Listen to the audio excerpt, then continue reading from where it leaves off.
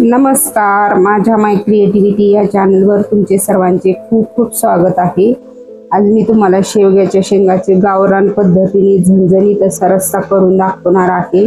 अगदी टेस्टी चवदार होणारा हा रस्सा कसा करायचा हे बघण्यासाठी व्हिडिओ शेवटपर्यंत नक्की बघा आणि माझ्या चॅनलला तुम्ही अजून सबस्क्राइब केलं नसेल तर जरूर सबस्क्राइब करा, त्यामुळे माझे व्हिडिओ सर्वात अगोदर तुम्हाला बघायला मिळतील।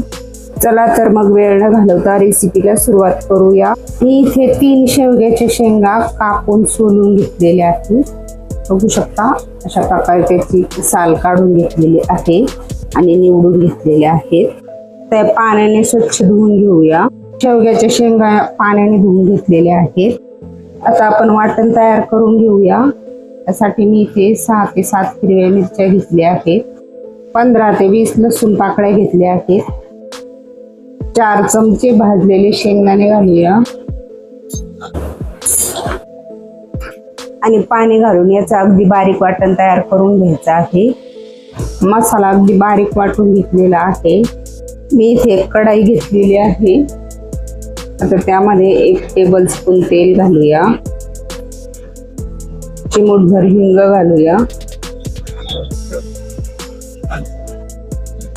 10-12 कढीपत्त्याची पानं घालूया, अर्धा छोटा चमचा हळद आणि आता यामध्ये या शेवग्याच्या शेंगा टाकून 2 मिनिटे परतून घेऊया।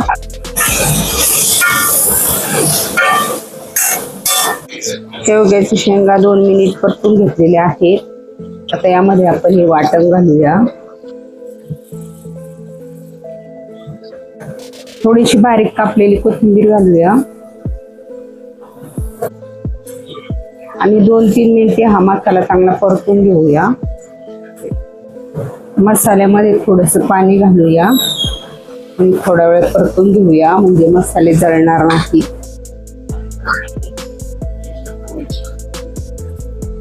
2 मिनिट मसाला चांगला परतून घेतलेला आहे। आता यामध्ये 1 ते 1.5 ग्लास पाणी घालूया। तुम्हाला रस्सा कितपत पातळ हवा आहे त्यानुसार तुम्ही पाणी घालू शकता। थोडंसं पाणी घालते, 1 ते 1.5 ग्लास पाणी मी यामध्ये घातलेलं आहे। आता व्यवस्थित मिक्स करून घेऊया। आता यामध्ये चवीनुसार मीठ घालूया आणि आता याला छान एक उकळी येऊन द्यायची आहे। रश्श्याला चांगली उकळी आलेली आहे। अजून 2-3 मिनिट हा रस्सा मोठ्या गॅसवरच उकळून घ्यायचा आहे।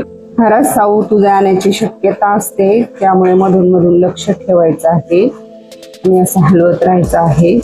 अगदी साधा सोपा आणि झटपट होणारा हा शेवग्याचा रस्सा खूपच भारी लागतो। तुम्ही या पद्धतीने एकदा नक्कीच ट्राय करून बघा। तुम्ही एकदा जर असा रस्सा बनवला तर नक्कीच नेहमी खाल। 2-3 मिनिट रस्सा चांगला उकळून घेतलेला आहे। आता गॅस फ्लेम बारीक करूया आणि याच्यावर झाकून ठेवूया। असं बाजूने थोडंसं झाकण उघडं ठेवायचं आहे, म्हणजे रस्सा उतू जाणार नाही। शेवग्याच्या शेंगा शिजेपर्यंत शिजवून घ्यायचं आहे।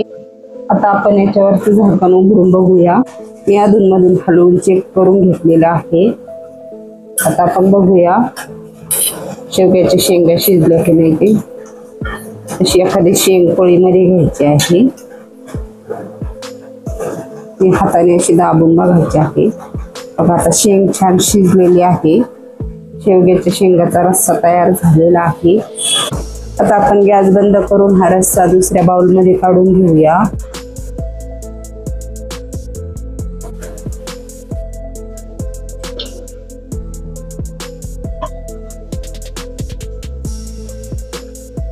आता वरून बारीक कापलेली थोडीशी कोथिंबीर घालूया।